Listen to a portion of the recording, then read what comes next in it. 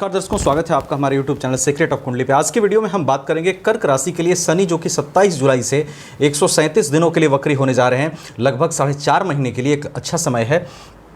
4.5 महीने का बड़ा समय कह सकते हैं। इसका क्या प्रभाव आपके लिए दिख रहा है, कहाँ चीज़ें आपके लिए पॉजिटिव हो सकती है और कहाँ कहाँ आपको ध्यान रखना चाहिए किन चीज़ों का, जिससे चीज़ें अब बेहतर हो सके आपके लिए। कम समय में डिटेल में एक एक चीज़ को क्लियर करूंगा। वीडियो काफ़ी इंपॉर्टेंट रहेगी, लास्ट तक देखना आप।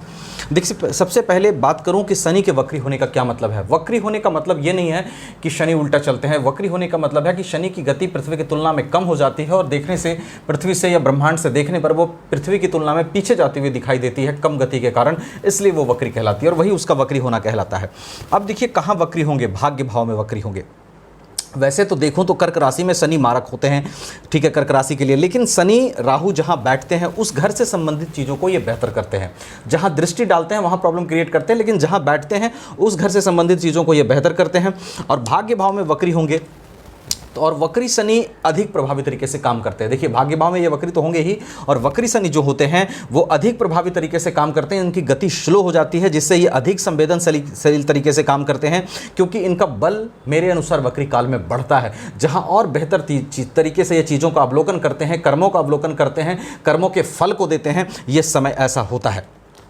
अब देखिए, भाग्य भाव में बैठे शनि भाग्य क्या करेंगे, भाग्य को लेकर के सबसे पहले आपको जागरूक करेंगे, क्योंकि इस घर को ही एक्टिवेट करेंगे, इस घर को, ठीक है। तो सबसे पहले भाग्य को लेकर के आपको जागरूक करेंगे। जिन कर्मों से आपका भाग्य बेहतर हो सकता है, जिन आइडियाज़ के जरिए, जिन आइडियाज़ को लगाने से आप ग्रोथ पा सकते हैं, ठीक है, उन सब चीज़ों के लिए ये आपको जागरूक करेंगे और आपके अंदर, जिससे आपके जीवन में आप आगे बढ़ सकें, ठीक है। कहने का तात्पर्य मेरा यह है कि भाग्य को लेकर के आपको जो करना चाहिए और मेहनत अगर करना चाहिए तो और मेहनत करने के लिए ये आपको प्रेरित करेंगे, आपको ज्ञान देंगे, चाहे जिस तरह से दें कि आपको और मेहनत करनी चाहिए। अगर आपको अपने जीवन जीने के तरीके में या बिजनेस करने के या जॉब करने के आइडियाज़ बदलने चाहिए और नए आइडियाज़ लगाना चाहिए, इनोवेटिव आइडियाज़ लगाना चाहिए भाग्य के साथ के लिए, तो वो इनोवेटिव आइडियाज़ क्या हो सकता है उस पर ये विचार करवाएंगे और आपको ये खाली नहीं बैठने देंगे। समझिए इस चीज़ को। कहने का मतलब मेरा ऐसा नहीं है कि आप कभी खाली नहीं बैठेंगे।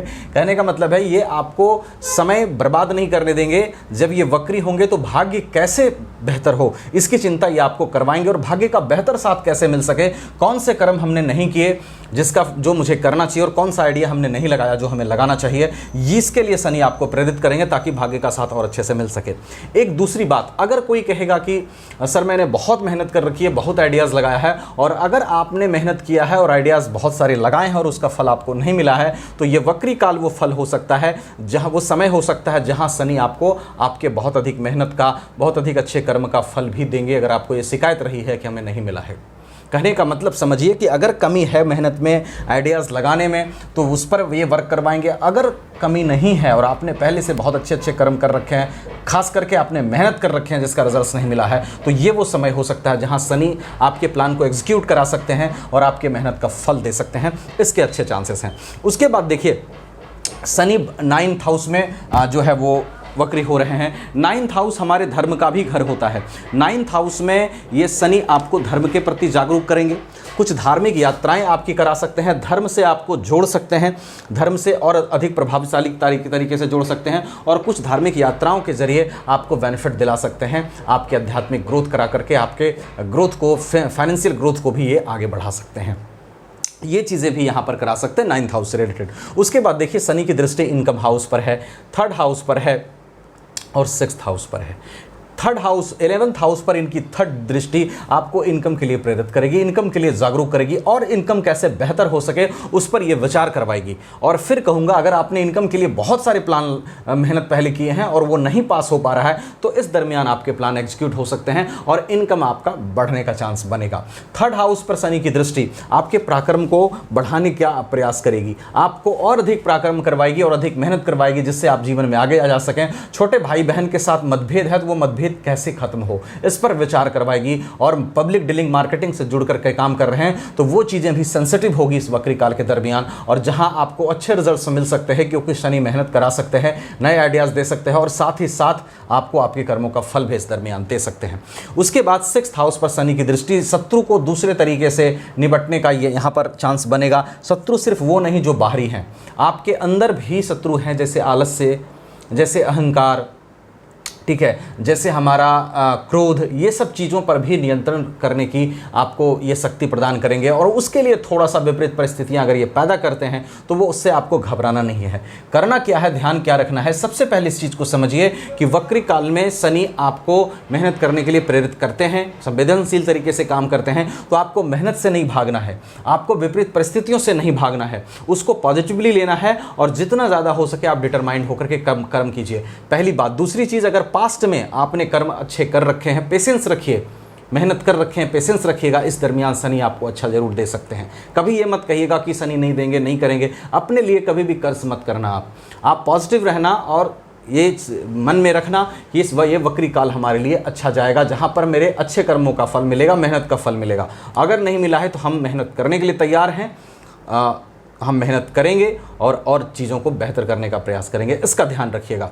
शनि 4th ग्रेड लोगों के कारक होते हैं, तो 4th ग्रेड लोग को कभी तंग मत करिएगा।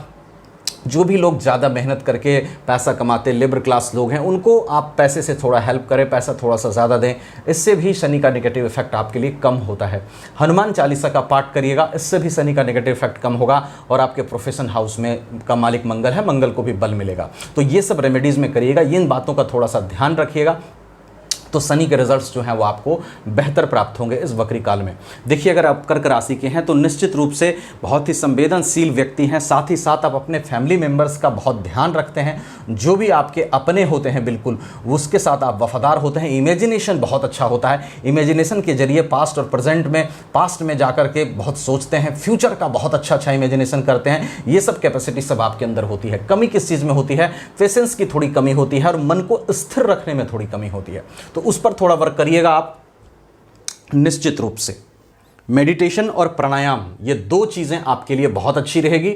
मेडिटेशन और प्राणायाम करने से आपके लिए मेंटल स्टेबिलिटी लाने में आपको मदद मिलेगी। इसके साथ ही ये गोचर आधारित व्यवस्था से मैंने चीज़ें बताई। आप वीडियो को, चैनल को सब्सक्राइब करके वीडियो को लाइक शेयर भी कर दीजिएगा, क्योंकि मैं हमेशा कोशिश करता हूँ आपको कम समय में अच्छी जानकारी देने की, अच्छी बताने की। तो चैनल को सब्सक्राइब भी जरूर कर लेना आप। Thank you so much.